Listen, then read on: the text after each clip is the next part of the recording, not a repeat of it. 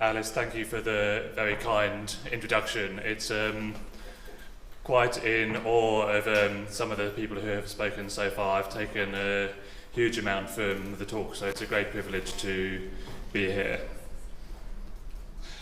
We've got the title of How Publishers Can Work and Grow Stronger Together, but I hope there's a good amount of material in here that will be really helpful for those of you who aren't publishers, whether you're writers or designers or marketers or social media people or wherever you are in the chain. I think there'll be some stuff around partnership and collaboration that I hope will prove to be helpful for you. I'm going to talk briefly about 3 different models for how we can collaborate, how we can work with partners. I'm going to share 4 examples from SPCK of what I think is the best model for working with partners and how that has worked in action. And then I've got 3 things for you to think about at the end, and 3 challenges that again I hope will be useful for those of you who aren't just publishers and aren't just big publishers. I really wanted to have 3 sets of 3 and make it nice and symmetrical, but I couldn't quite decide which example to get rid of. But 3-4-3 is a football formation, yes. or a soccer formation for those of you from North America. So I have that to minimise my disappointment with not having 3 sets of 3 points. So the first model of partnership I want to talk about is what is called a zero-sum game. Some of you may know this movie starring Russell Crowe, who I think won an Oscar for it, called A Beautiful Mind, and it's about game theory. But I'm going to try and make this as untheoretical as possible. But the idea of a zero-sum game is something that comes from game theory. A more practical example might be what we call buffet anxiety. I took this photo on, I think on Monday morning. I was a little bit disappointed not to be able to get my scrambled eggs that I've been enjoying very much. And part of the thing about game theory is that, or part of the idea of a zero-sum game is there's only a certain amount of something to go around. So if I get more pie, it means that you get less. Or if you get more pie, it means that I get less. Or if you get all the scrambled egg, it means there's none for me. Well, I'm pleased to say they did end up topping it up, so I'm not wasting away, as you can see. Another example, let's say I have 10,000 euros and I want to buy this car, which is advertised at 8,475 euros. So one option is I pay the list price, I'm left with 1,525 euros, I have the car, the seller has my 8,475 euros.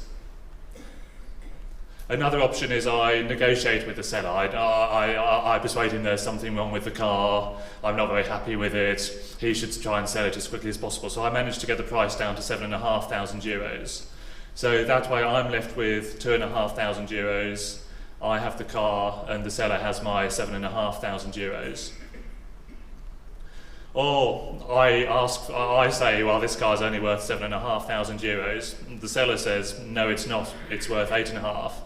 So we're not able to agree. In this case, I'm left with my 10,000 euro budget, and the seller's left with the car. But in all 3 of these outcomes, the same resources are left at the beginning and the end. There's $10,000 and there's a car. So this is what a zero-sum game is. It's a situation where for one partner to win, the other one effectively has to lose.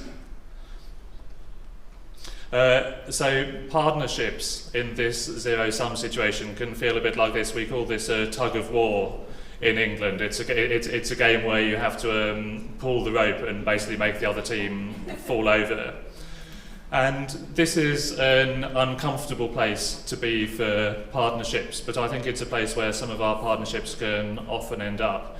We want to buy something cheaper, they want us to buy it more expensively. We want to buy 100 of something, they want us to buy 200 of it. And I was reflecting recently on some partnerships at SPCK that we lost. We recently had a printer who said they didn't want to work with us anymore, and we had a distributor who said they didn't want to work with us anymore. And I think on reflection it was because this was the kind of relationship that we were in.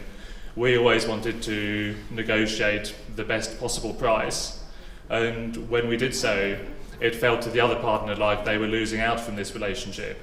It felt like it was a zero-sum game, and we were pulling very hard on the rope, and they were falling over, so the relationship wasn't working for them.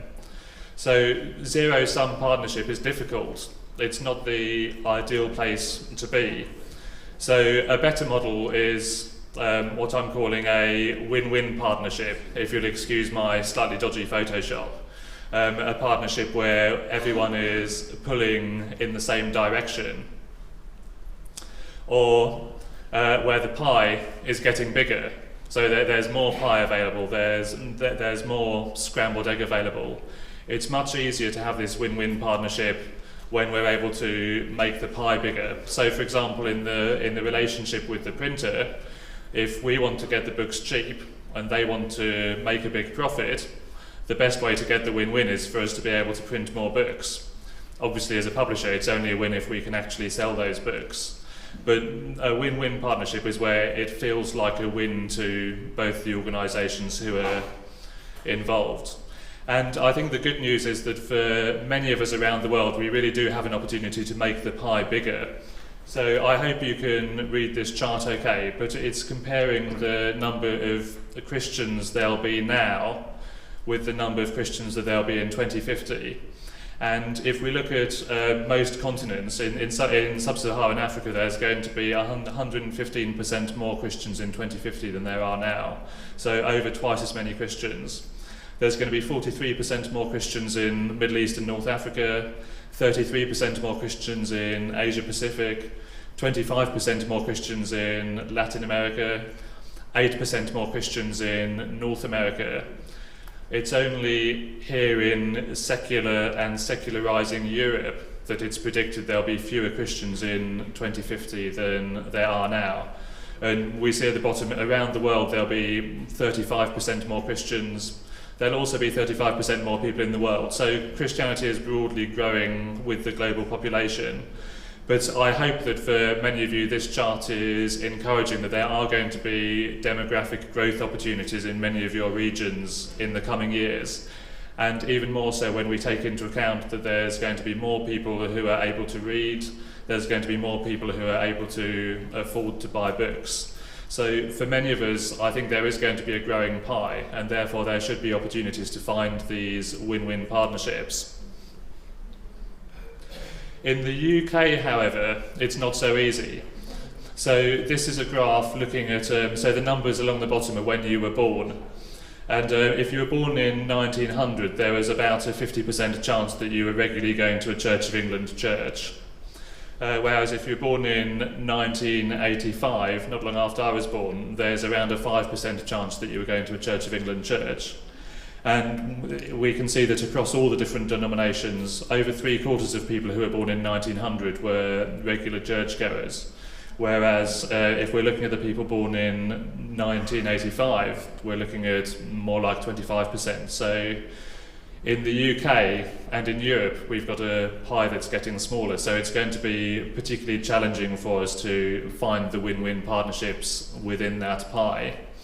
Do we look outside? Do we look to the orange area? Do we try and find the books that are going to appeal to the general market?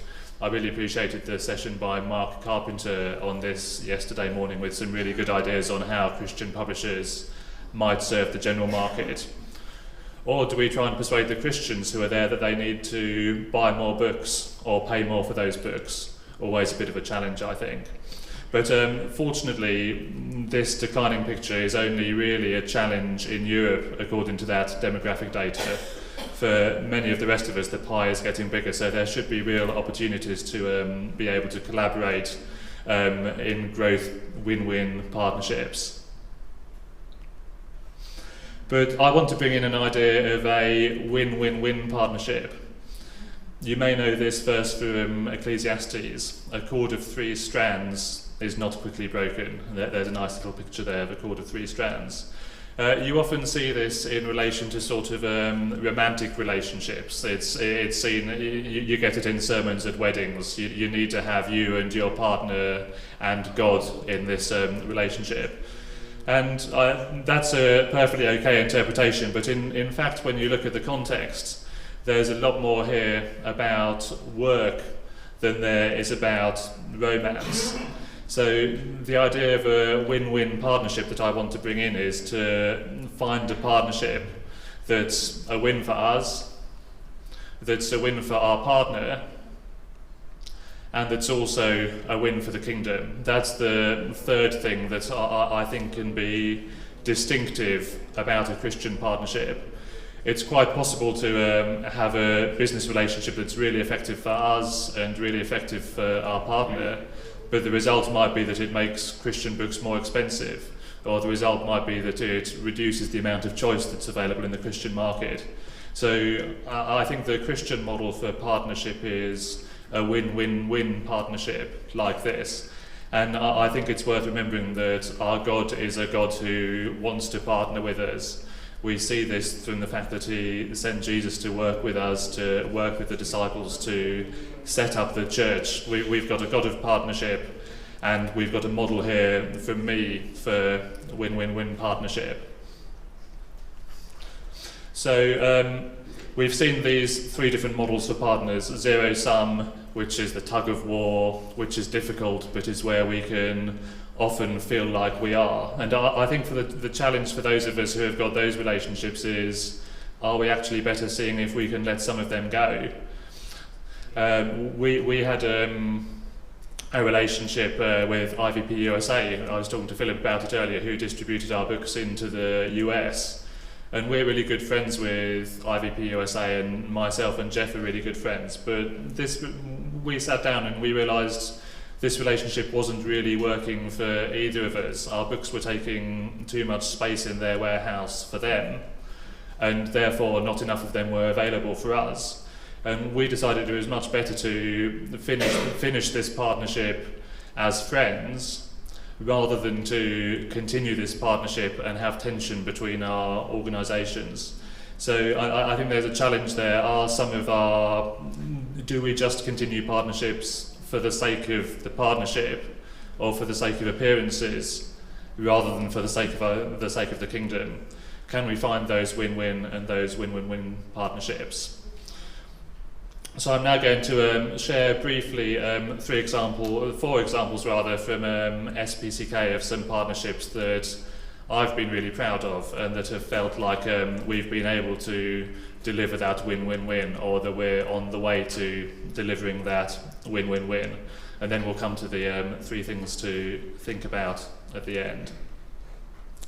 Just to give you a little bit of background on the SPCK Group, it stands for the Society for Promoting Christian Knowledge. So, and it sounds traditional, and it is quite old. We were founded in 1698, so we're the 2nd or 3rd oldest publisher in the world, after Cambridge and Oxford University presses, as far as we know. Maybe someone will put their hand up and tell me that I'm wrong. In the 1700s, much of SPCK's work was around Bible and prayer book translation and sending printing presses around the world. So publishing has always been a part of SPCK's mission. In the 1800s, we founded a lot of schools across England, and they morphed into the network of 16,000 Church of England schools that exist in England today. In the 1900s, we had a chain of SPCK bookshops. There were about 80 of them in the UK and in quite a lot of the countries of the Commonwealth around the world.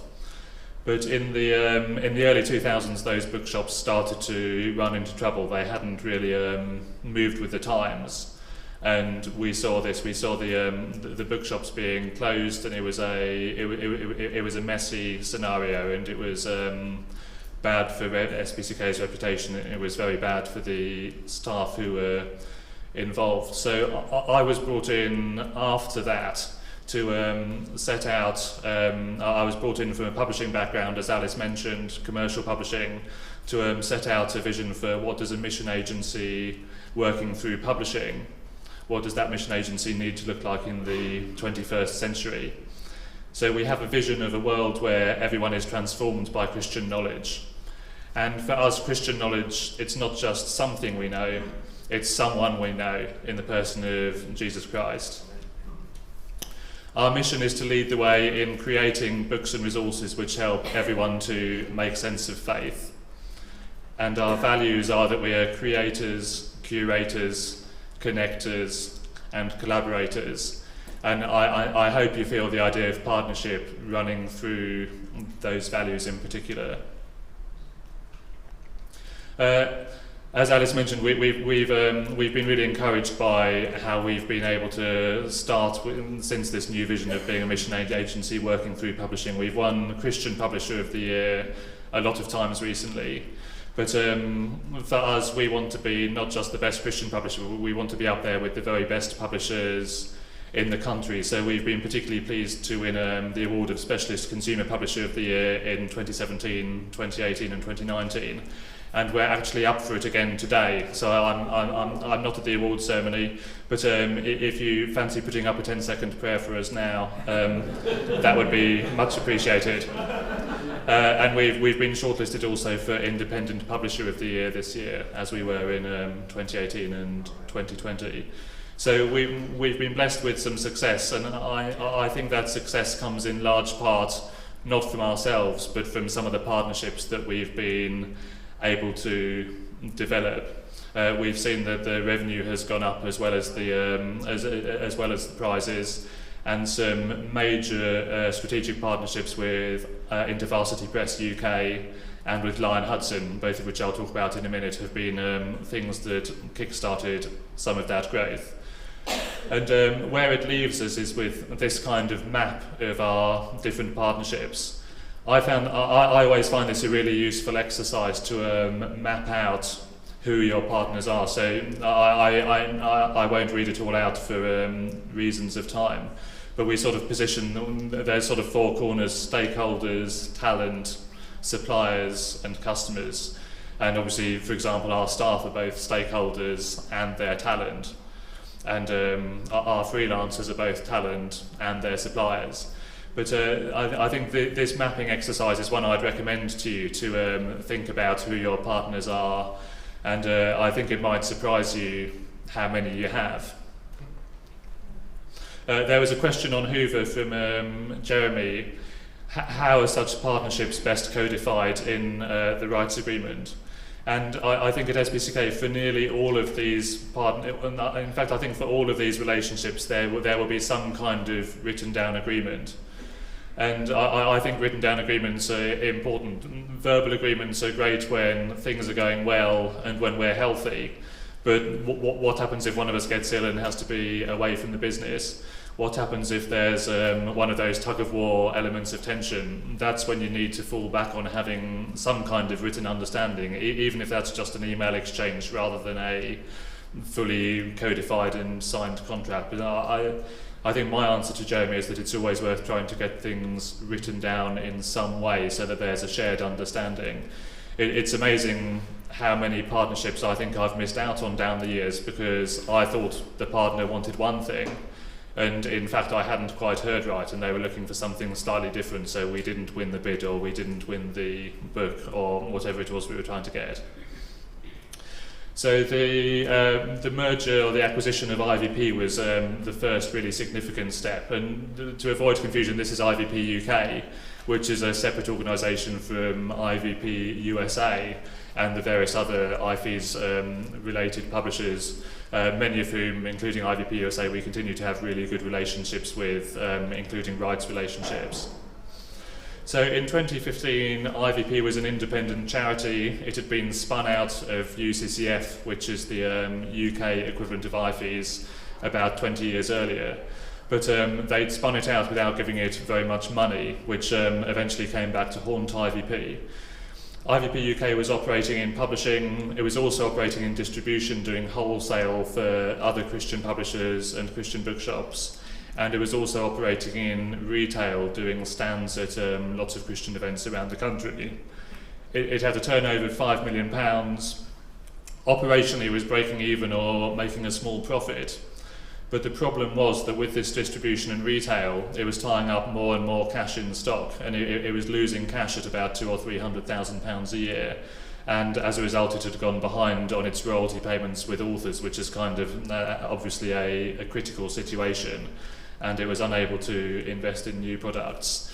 So SPCK was able to bring the finance to get back up to date on the royalty payments, and to basically implement a sort of classic turnover. So we exited from the distribution and the retail to really focus on the publishing, which is where we felt IVP's strength was, where we felt IVP's value to the kingdom was.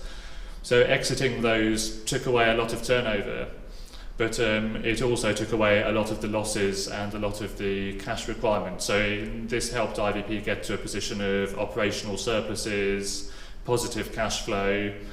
As soon as we took it over, we paid all the people who were owed money. That was really important for us as a Christian organisation. And we've also been able to invest in some really exciting new products like this Bible Speaks Today Bible, which takes the amazing Bible Speaks Today commentary series and sort of edits it into a study Bible. And this study Bible won Bible of the Year in the UK last year, and it was also shortlisted for Best Scholarly Product in the British Book Design and Production Awards. So again, being able to get secular awards and nominations is something that's really important for us at SPCK. And the next big IVP study Bible that we've invested in is the ESV Search the Scriptures Bible, which is absolutely fantastic and came out last year, and we're hoping to see some similar success for that. We also did some video courses.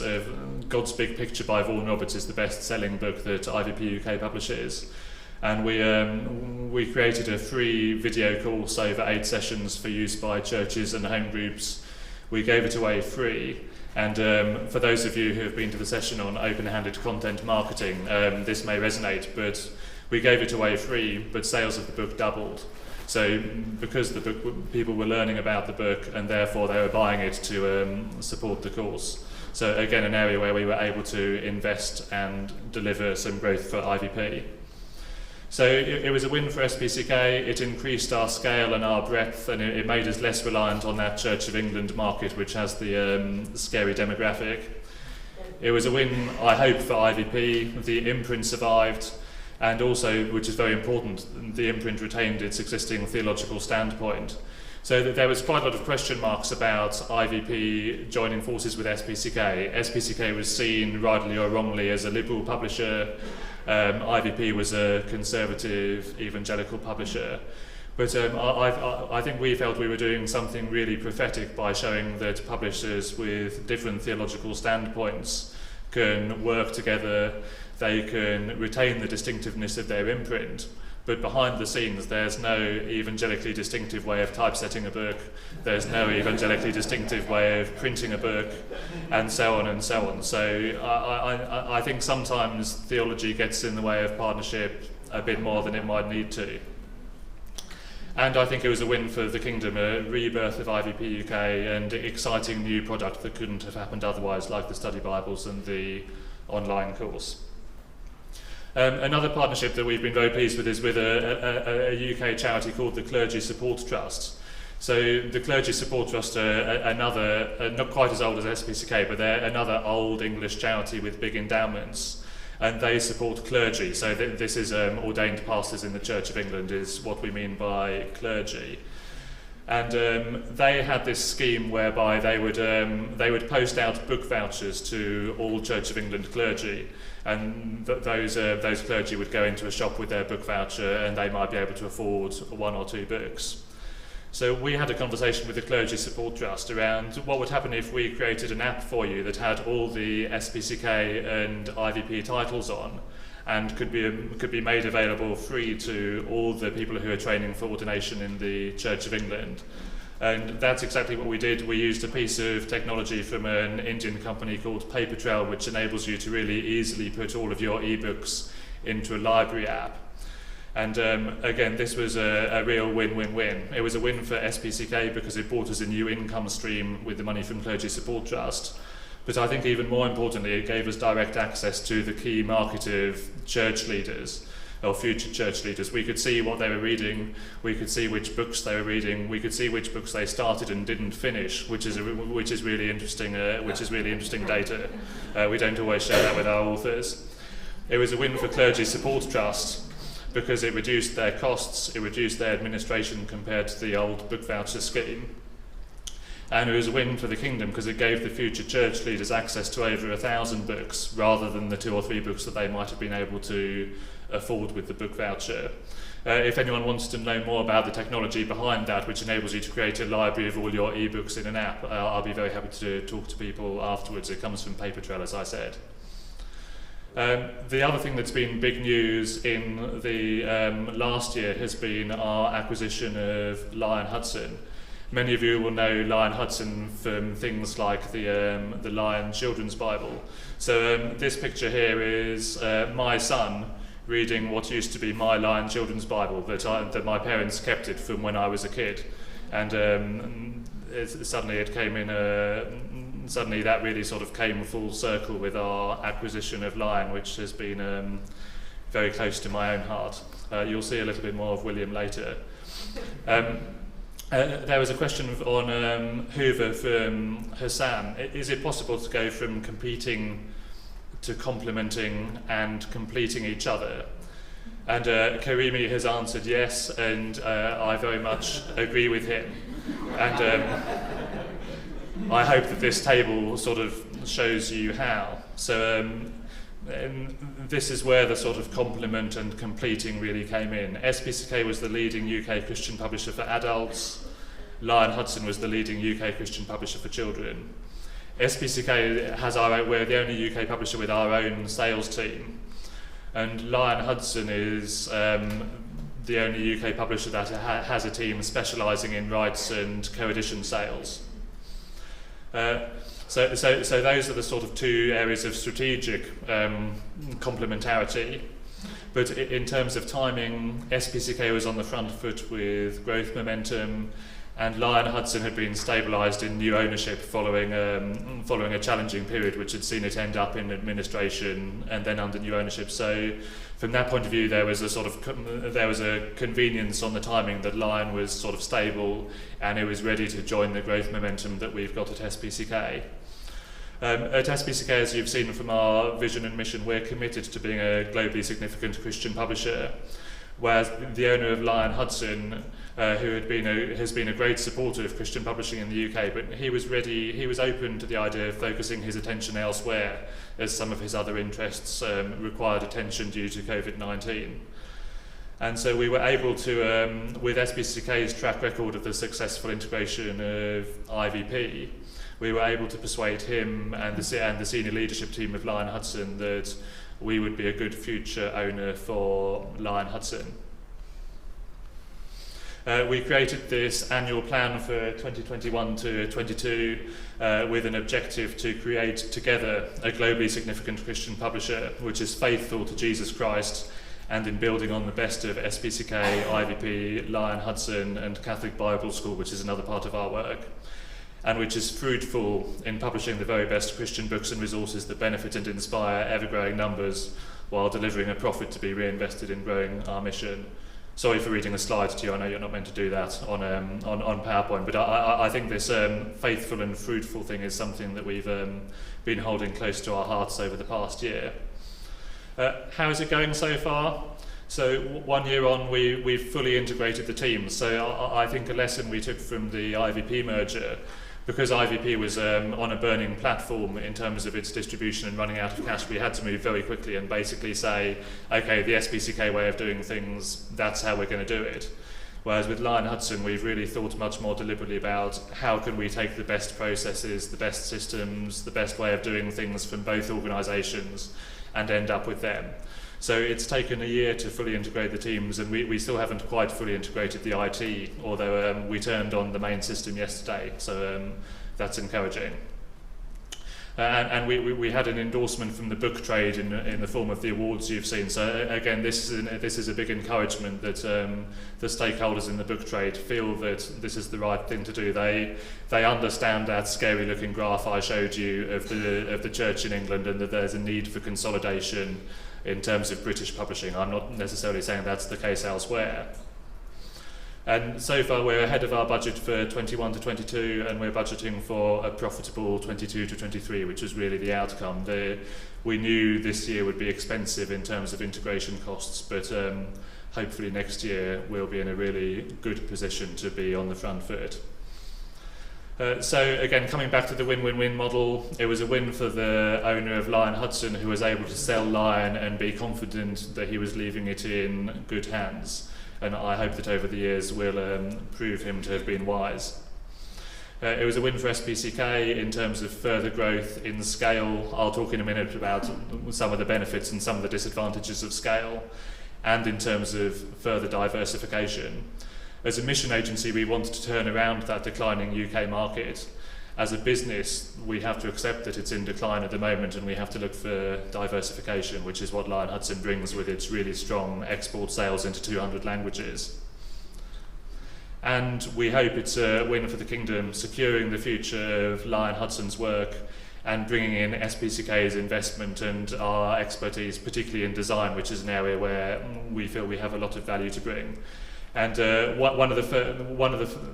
showed the sort of Bibles and IVP as the big sort of flagship products for our acquisition of IVP.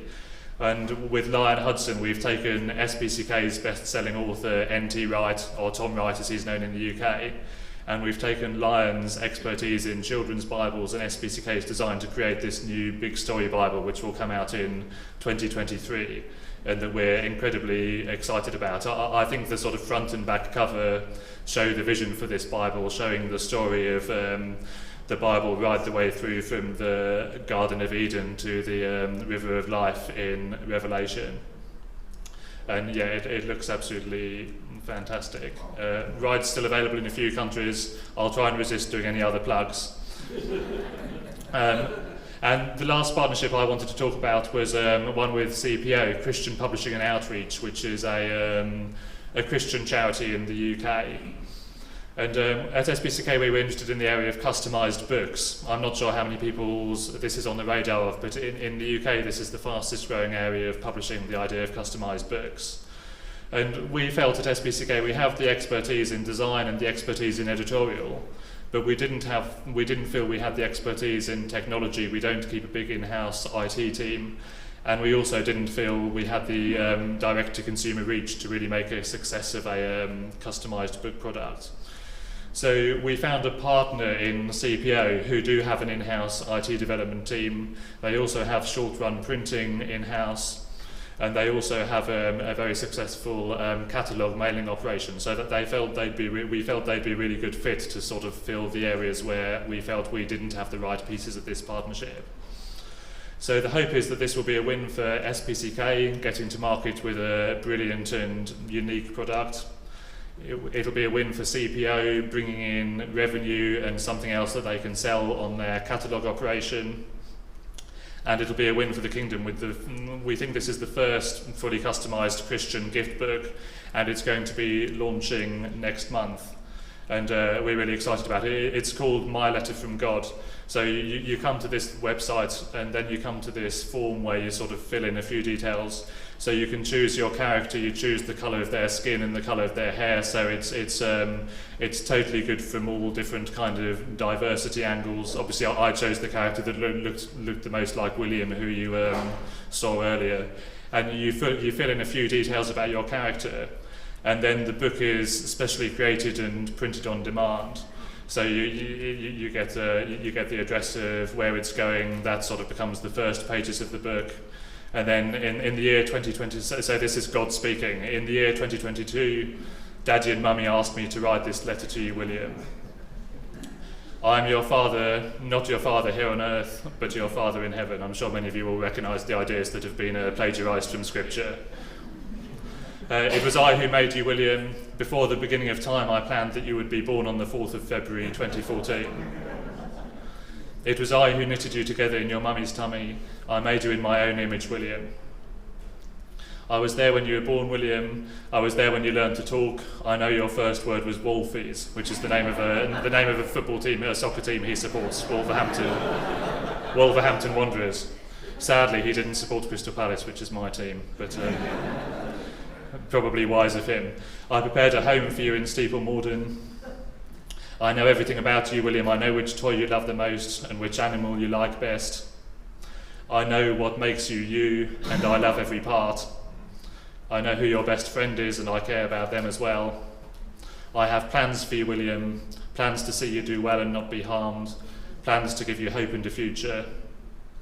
I myself will go before you and will be with you, William. I will never leave you alone or forget you. Do not be afraid. If it ever feels like I am not walking beside you, William, it will be because I am carrying you. Here is a passage from my special book, the Bible, that Daddy and Mummy chose for you. So again, the parents or the gifter has chosen this passage. In this case, Jeremiah 29:11. Remember, William, you can talk to me anytime you want simply by praying. You might not always hear me, but I will always hear you, and I will always love you. With all my love from God. So that's the customised book concept that we're launching next month. That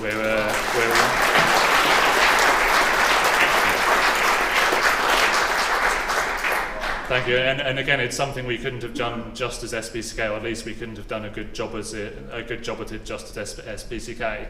And we will be looking for partners for this in other two plugs. We will be looking for partners for this in other languages.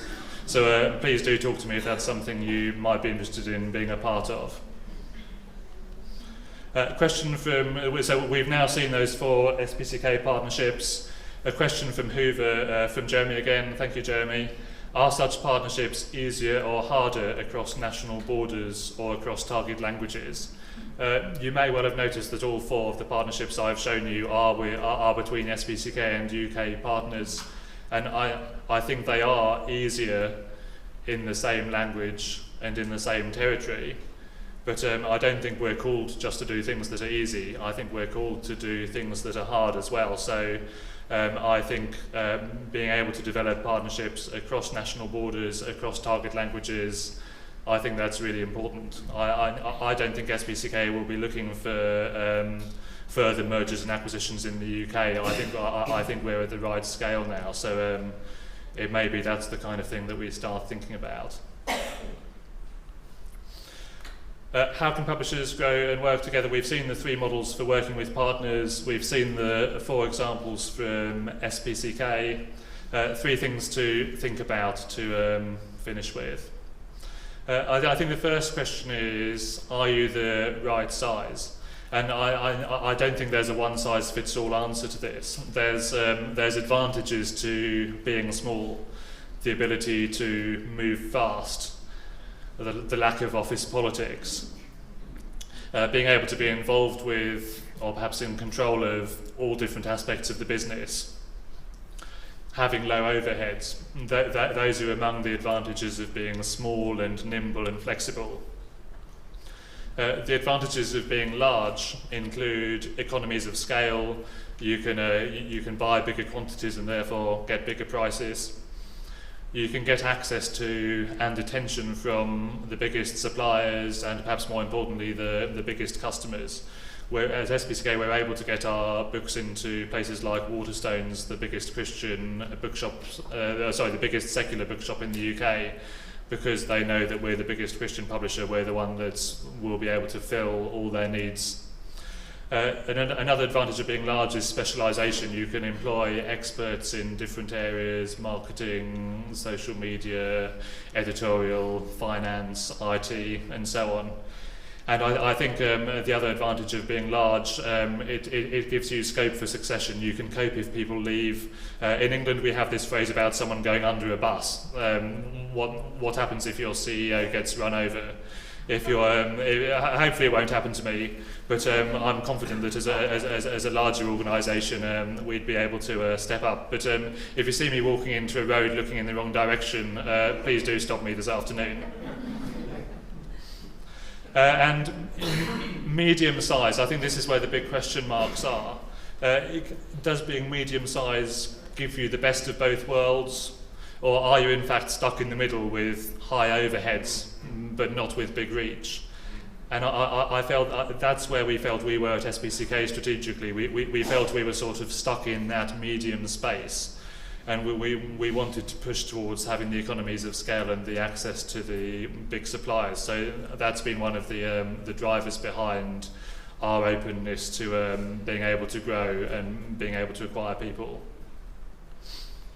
I think you can also look at this from the perspective of different markets as well.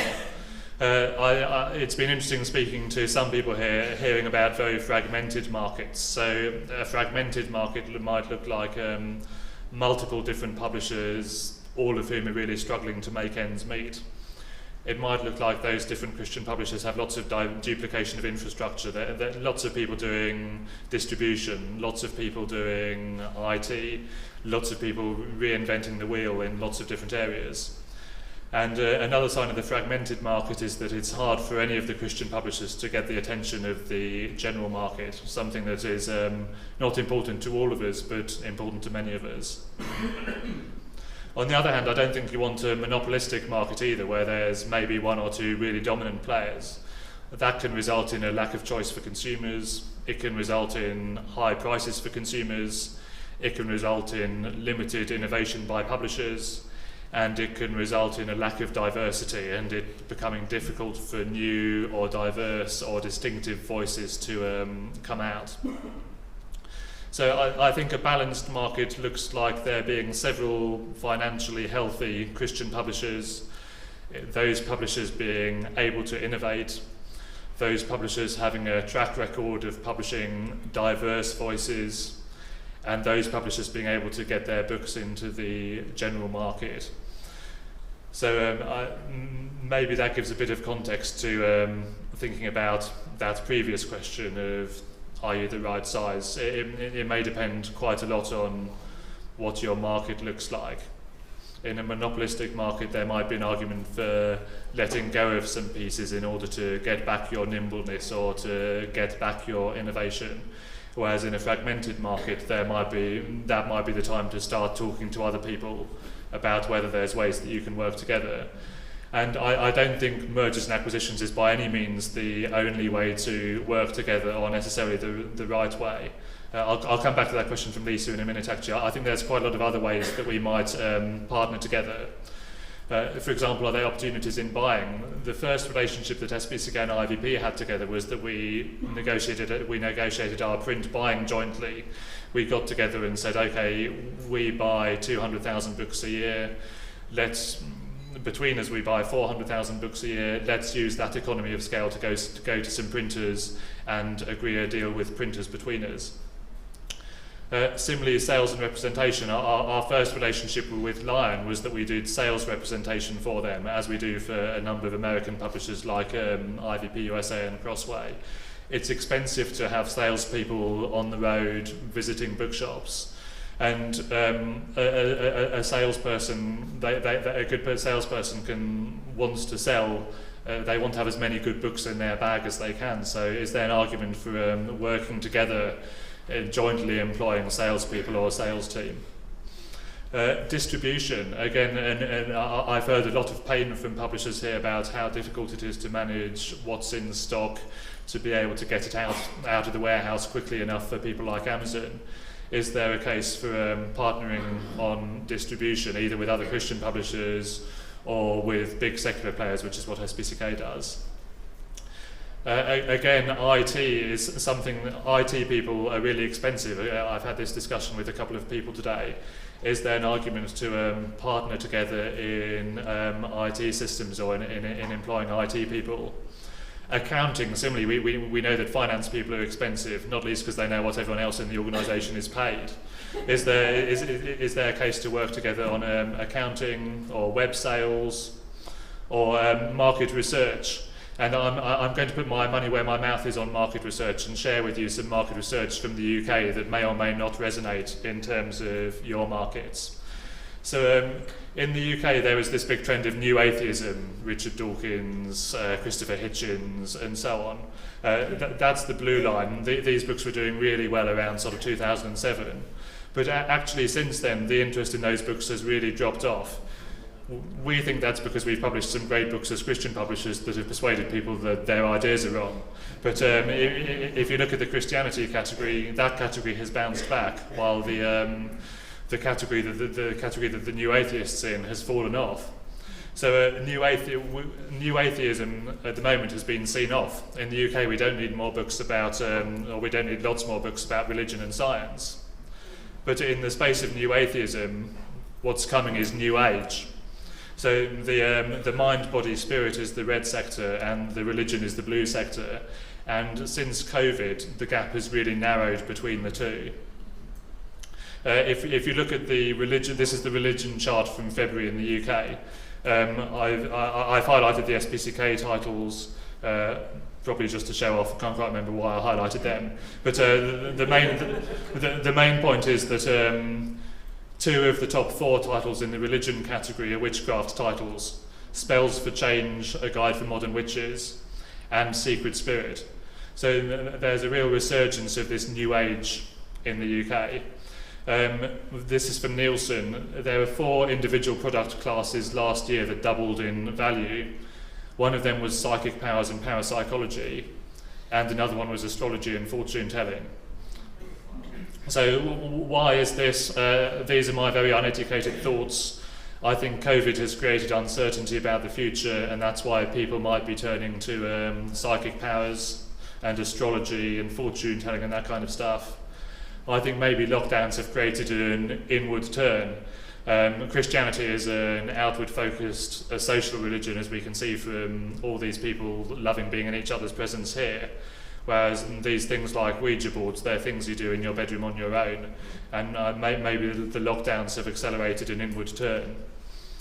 And I think certainly in the UK, religion is no longer the first thing that people are turning to for answers. So this is some market research that SPCK has paid a fair bit of money for, but I'm sharing it because I think it's important that we work together to make that pie bigger, rather than compete with each other for sections of a smaller pie. Is there market research in your country that you can get together to look at, whether it's what the Christian market needs, what might the Christian market be willing to pay, or whether it's what might Christianity have to say into the general market? But we're going to be thinking a lot at SPCK about how can we respond to this trend of the rise in the occult. And marketing activities. A good case study from the UK is something called the Big Church Read. So one of the retailers and a few of the big publishers got together to set up this thing called the Big Church Read. We all put in a pretty small amount of money, I think about $1,500, to employ someone to do some part-time social media and to make some videos. And so there's a Big Church Read book every couple of months. The church leaders, the Archbishop of Canterbury and other church leaders have got behind this initiative, encouraging the churches to read. And the book is, this particular book is an SPCK one, but the book is sort of shared around the different publishers based on who's got a book that's going to feel particularly timely at that time. And this Big Church Read, it's been going for about 18 months now, and it really seems to have got some teeth in terms of its ability to encourage people to read books, particularly in home groups, which another piece of research we've done in the UK shows that home groups or small groups are a really big driver of sales. So the Big Church Read always puts together small group material as well as video introductions for the books that it's doing. Is there an opportunity for publishers in your territory to get together and do something a bit like the Big Church Read, to get together with church leaders? Church leaders want to encourage people to buy books. They're often not sure exactly how to go about it, so maybe something like this could be part of the solution. And training, I think, is another area. I think it couldn't be more obvious from this event that we're at now how powerful it is to get together in terms of training. There's obviously MAI Europe, MAI Africa, MAI Latin America, am I forgetting one? Asia. MAI Asia, apologies to the majority of the world. But there's MAI who are able to do in-country training, but it might be there's also opportunities to get together or to work with writers groups, for example, on training. So I think there's all these areas where there might be opportunities to partner without needing to look at big things like mergers and acquisitions. And I think all of these could be done without harming your theological or your brand distinctiveness. So again, there's no evangelically distinctive way of putting a book in a box or coding a computer program. And I think by working together efficiently in these areas, we'll be able to help to make that pie bigger, not least because we'll be focusing more time on marketing and making the best books, rather than on doing these behind-the-scenes back-office things which are critical and time-consuming and energy-sapping for many of us. Last thing just to think about, I've just got together a little checklist of am I an effective partner? I showed earlier the partner map. Do I know my partner map? Do I know who my really key partners are? Which of my partnerships are zero-sum and which are win-win-win? Are there some partnerships that we can try and think of some ways to move them from being zero-sum partnerships to win-win-win partnerships? Are there some partnerships like I talked about where in fact it's better to part now as friends than maybe to part in 2 years' time not as friends? Do I meet regularly with my partners and know them? I mean, I think this has been really challenging with COVID. We've found it really difficult to do new business because our way of operating is quite relational. I think that goes for many people in this room, and we found it difficult to set up new business relationships. I hope that with COVID moving on, it'll be much easier to do that now. But for us, a lot of our best partnerships, they come around over meetings over lunch and meetings over breakfast. When you have a Zoom call, you talk about what you know you need to talk about. When you have lunch with someone, you talk about the things you don't know you need to talk about. And those are often, it's those water cooler type conversations that can end up really powerful. Do I know what my partners think of me? At SPCK, we survey all of our authors and all of our suppliers every year to see are they happy with what they're doing? Are there particular areas where they might be less happy with what we're doing, and what can we do about that? This is an interesting one. Are the partners I have now the same partners that I would look for if I was starting from scratch? I think often we sort of roll with the things that we have because they're there, and we forget about the opportunity to take a step back and think, okay, who's the person who we're not working with, who we'd really like to work with? Sometimes the amount of effort that goes into the existing partnerships creates a big opportunity cost in terms of your ability to look for new partnerships that might be win-win-win. Have you considered strategic partnership opportunities? Are you open to acquiring or to being acquired or to working together with other Christian publishers in some of the kind of areas we talked about where there might be ways to work together while keeping your distinctiveness? And finally, I'm not sure what the actual evidence is for this, but you often hear this statistic that 50% of Frankfurt Book Fair meetings, you have the meeting and you take notes and neither partner ever follows up on the meeting.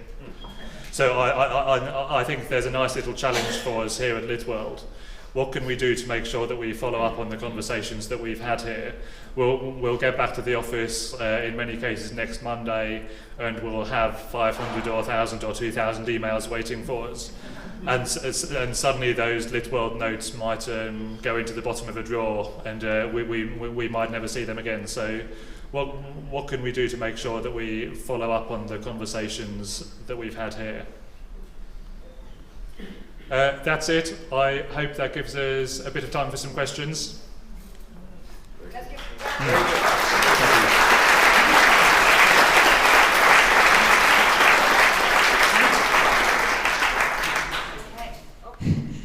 That was so rich, Sam. Thank you so much. So many challenging questions, so many inspiring thoughts. Questions from the floor. We have time for just a couple, so put your hands up really quickly. Yes, here in the front. How do you do all this with 55 people? Big question. Yeah, I think you might have noticed from the big map we have a lot of partners. So having really efficient systems is absolutely critical to dealing with the majority of partners.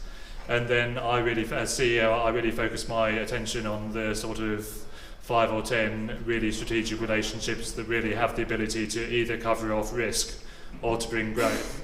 But yeah, you need to have effective systems in place as your partnerships grow. Great question. Yes, Rose. Thank you very much. How often do you evaluate your partners, and do you have a criteria of evaluating each of the partners to see whether we still can continue with them or it's time to say goodbye?